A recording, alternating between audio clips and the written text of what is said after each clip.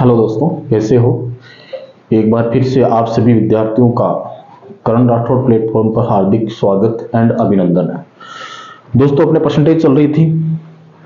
आज एक क्वेश्चन और लेके आपके सामने हाजिर हुआ हूँ, जो क्वेश्चन सिर्फ आपके फ्रैक्शन मेथड से जल्दी से हो सके।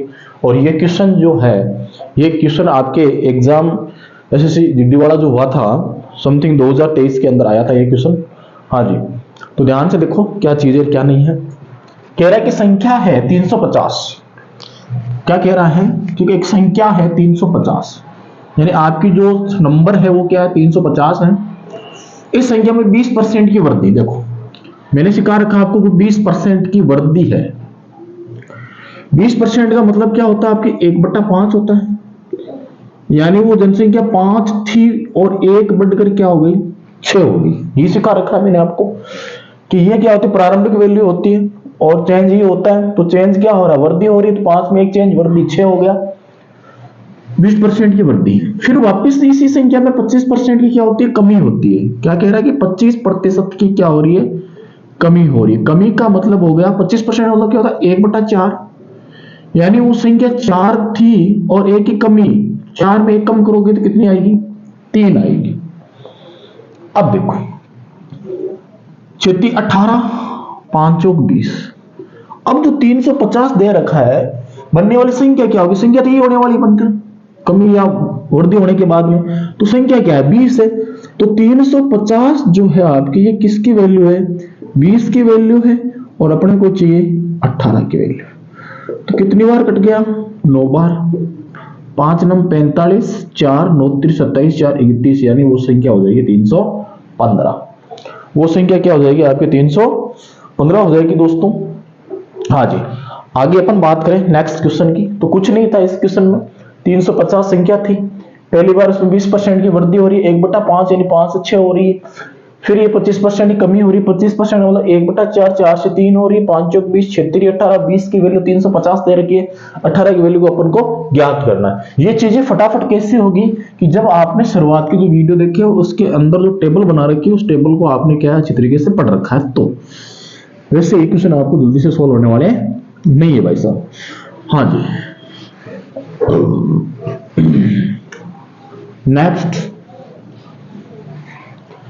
नेक्स्ट क्वेश्चन क्या कह रहा है,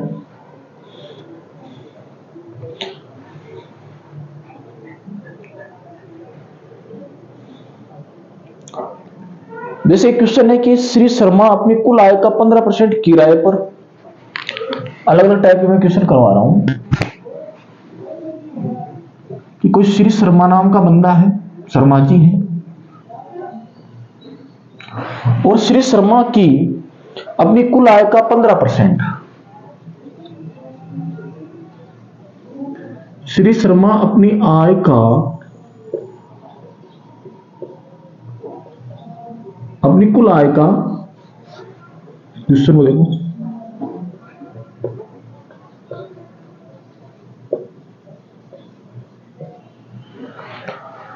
कि श्री शर्मा जो है वो अपनी कुल आय का 15% किराए पर, यानी 15% किस पे, किराए पर,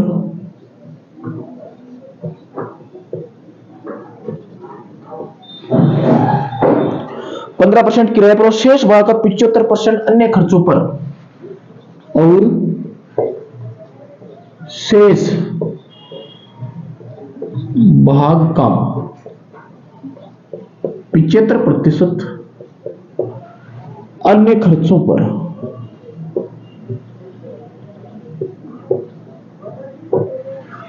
अन्य खर्चों पर खर्च करते हैं।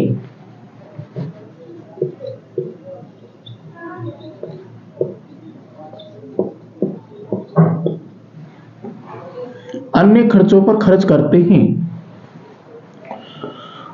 तब भी 1700 मासिक बचाते हैं। तो उसकी मासिक आय क्या है, यानी तो वह तब भी वे क्या करते हैं, तब भी 1700 रुपए बचा लेते हैं, तब भी 1700 रुपए मासिक बचाते हैं।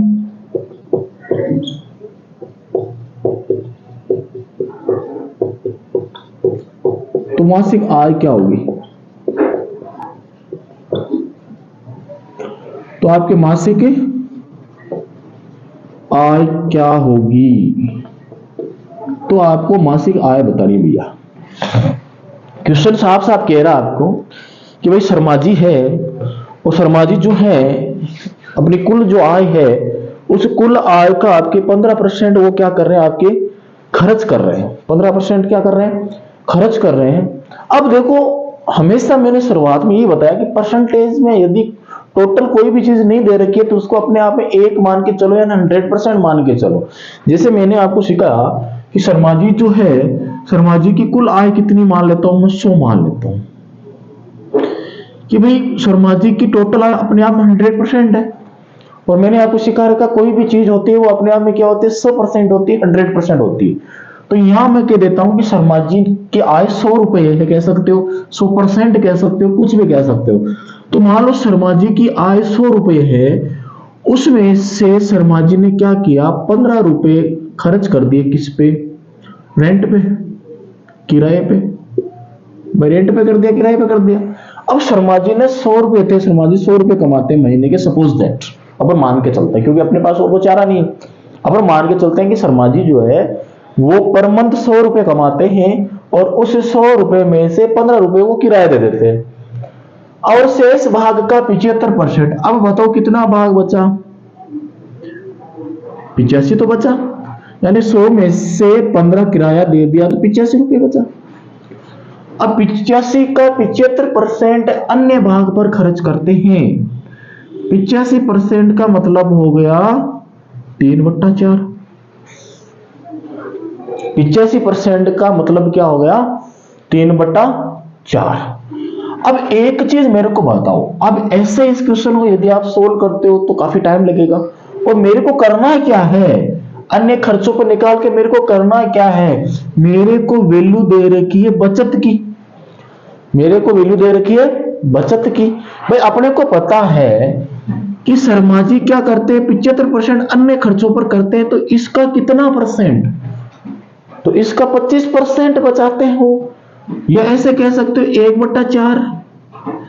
क्या पीछे से 4 से कट रहा है, टाइम लगेगा और वैल्यू जो आएगी पॉइंट आएगी। इसका मतलब यह कह सकते हैं कि 85 गुणा 1/4 का मतलब हो गया 85/4। हुआ कि नहीं हुआ, 85 को 1 से गुणा करो, 85/4। अब 85/4 की वैल्यू क्वेश्चन में कितनी दे रही है, 1700, क्योंकि शर्मा जी की ये क्या है, मासिक बचत है। 3/4 इसका वो खर्च करते तो 1/4 क्या करते, बचा लेते। 85/4 बराबर 1700 है, तो 1 बराबर क्या हो जाएगा, 1700/85 गुणा 4। होगा कि नहीं होगा, अब देख लो कट रहा है, 70 5 85 हो गया, 5 से ये कितनी बार हो गया, 20 बार हो गया, 70 5 85 गुणा 100 भी तो करना, आय अपने को 100 मानी थी, तो कितनी होगी, 4 दूनी 8000, 1 2 3, कितनी आ रही है आपकी, 8000 रुपये आ रही है। अब देखो मैंने क्या सिखाया कि भाई सीधी सी बात है कि यदि क्वेश्चन के अंदर आपको कोई भी चीज टोटल पूछी गई है तो टोटल को हमेशा 100% मान के चलना आपको।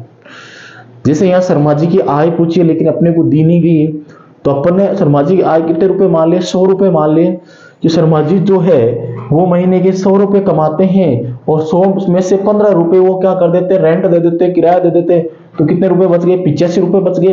अब अपने को पता है कि भाई इनकी बचत दे रखी है, तो वो क्या कर रहे हैं, 85 जो बचा है रुपए उसका 75% क्या कर रहा है, खर्च कर रहा है। लेकिन खर्च निकाल के मैं क्या करूंगा, क्यों एक लाइन बढ़ा रहा हूं, क्यों 1 सेकंड बढ़ा रहा हूं, क्यों 5 सेकंड बढ़ा रहा हूं।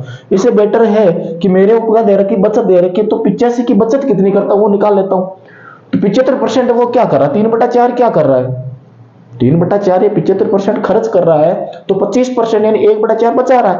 तो 85 का 1/4, 85/4 की वैल्यू कितनी होगी, 1700। तो एक की वैल्यू क्या होगी, 1700/85 बट्टे में 4 है तो ऊपर चला जाएगा गुणा 4। अब मेरे को 100 को वैल्यू निकालनी, क्योंकि मैंने इनकम उनकी आय कितनी मानी है, 100 रुपए मानी, तो गुणा 100, 8000 आ गई। एकदम इजी वे में क्वेश्चन सोल्व हो जाएगा, कोई दिक्कत नहीं भैया। हाँ जी नेक्स्ट।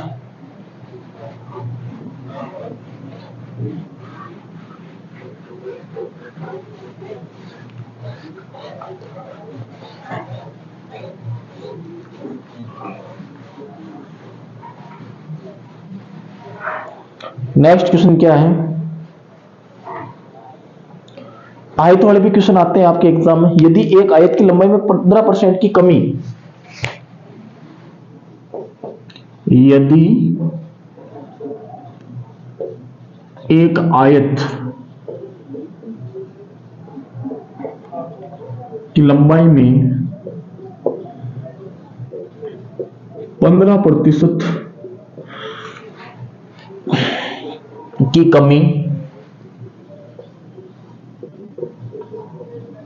और चौड़ाई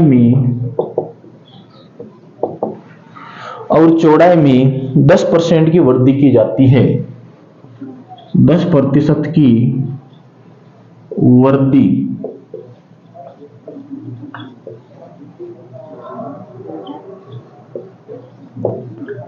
की वृद्धि की जाती है, तो आयत के क्षेत्रफल में,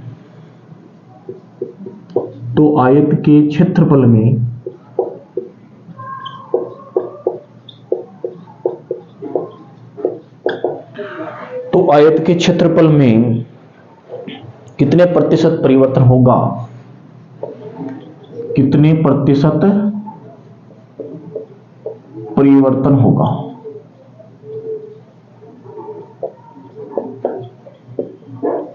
कितना प्रतिशत परिवर्तन होगा भैया, देखो देखिए, हाँ जी वही क्वेश्चन है, घबराना नहीं है भाई। लंबाई और चौड़ाई में जितना परिवर्तन हो रहा है वही उसका किसमें होना है, क्षेत्रफल में होना है, क्योंकि क्षेत्रफल क्या होता है, तो लंबाई गुणा चौड़ाई होता है, सीधी सी बात है। तो 15% वही चीजें हैं, परिमित नहीं होना है। 15% का मतलब क्या हो गया, 15/100, तो ये हो गया 3/20।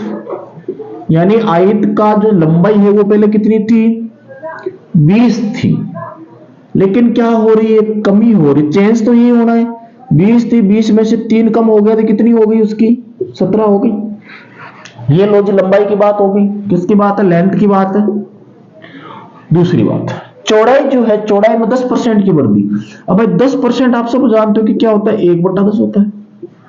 क्या हो रही है, वृद्धि हो रही है, 10 से 11 हो रही है। लो जी, क्योंकि आयत का क्षेत्रफल जो होता है ना वो क्या होता है, वो होता है लंबाई गुणा चौड़ाई। 11×7 = 77, 11×7 = 18, ये हो गया 200। क्या हुआ, यानी क्षेत्रफल पहले 200 था, 200 से क्या हो गया, 187 हो गया। कितना कम हुआ, तो आप क्योंकि सब 13 कम हुआ। किस पे कम हुआ, 200 पे, गुणा 100, 0 से 0 कितना हो जाएगा, 6.5%। क्या हुई, कमी है कि वृद्धि, आपके सर कमी तो है, 200 से कमी हो जाएगी, 6% की कमी हो जाएगी भैया, कोई दिक्कत नहीं है। कोई दिक्कत आ रही है क्या, सॉरी 6.5% की कमी होगी, सॉरी हाँ सही 6.5%। हाँ जी,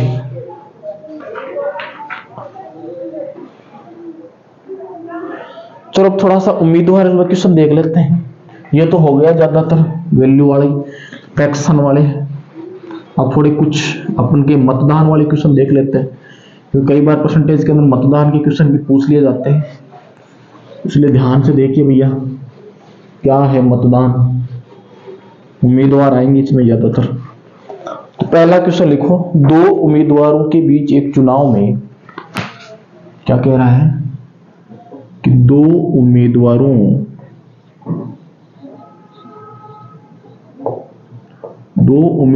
के एक चुनाव में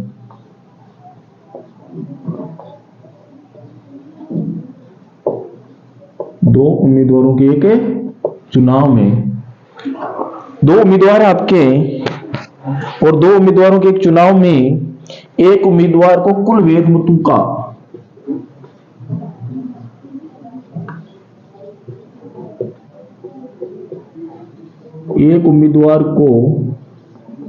कुल वेद मतों का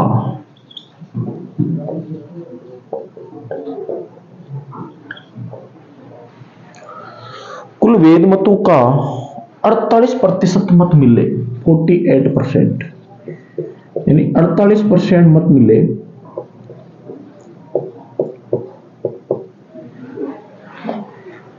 18% मत अवैध थे और आपके कितने 18% जो मत थे वो क्या थे, अवैध थे।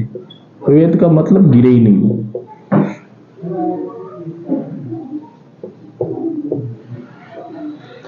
18% मत अवैध थे। यदि कुल मतों की संख्या 17,500 थी, यदि कुल मतों की संख्या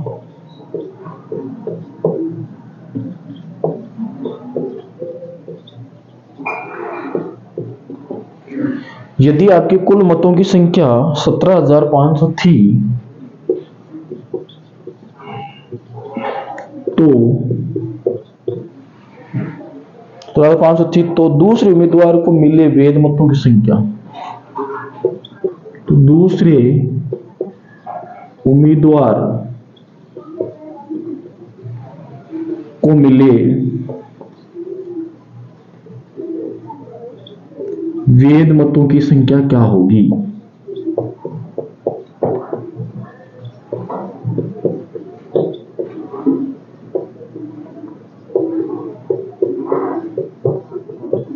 लो जी, ये क्वेश्चन है, ये होते हैं मतदान वाले क्वेश्चन और ज्यादातर एग्जाम आ भी जाते हैं ये क्वेश्चन आपकी, तो ध्यान देना भैया कि एक दो उम्मीदवार है, एक और भी, एक चुनाव में एक उम्मीदवार को कुल वैध मतों का 48% मिला और 18% मत अवैध थे, यानी टोटल वोट अपन मानते हैं 100, टोटल मत कितने 100।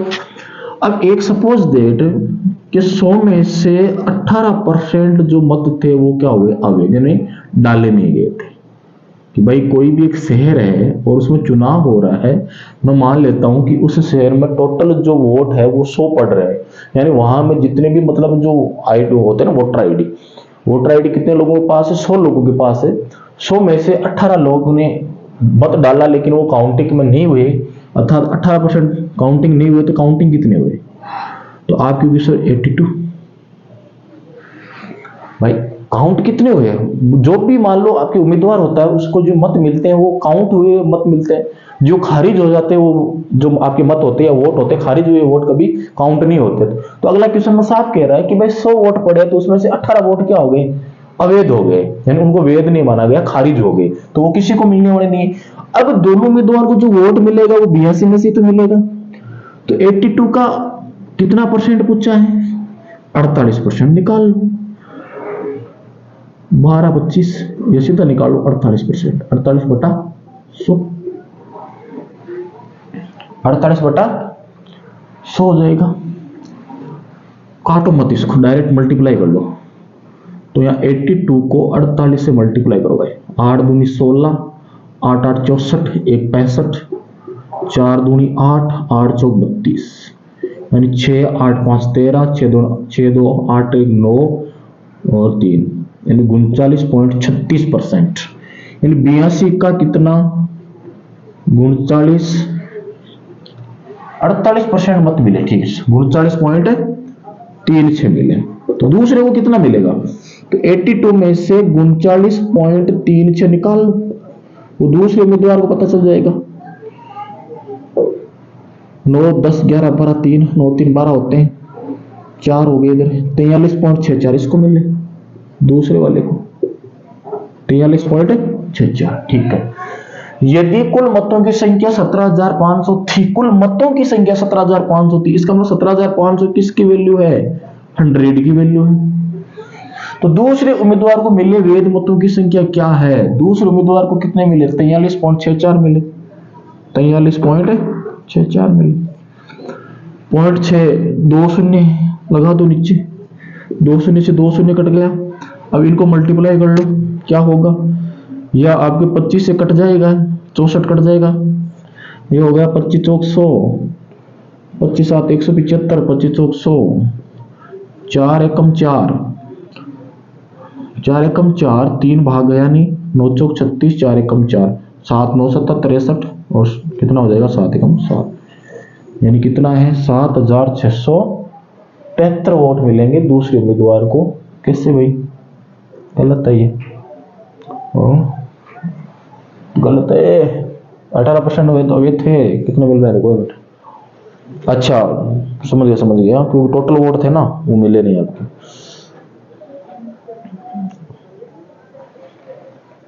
ठीक है, तो ये क्वेश्चन सोल्व हो जाएगा, आपको कोई दिक्कत नहीं, क्योंकि 18% तो अभी चलेगी इसमें, इसलिए इतना आप कम लग रहा है इसमें। Thank you.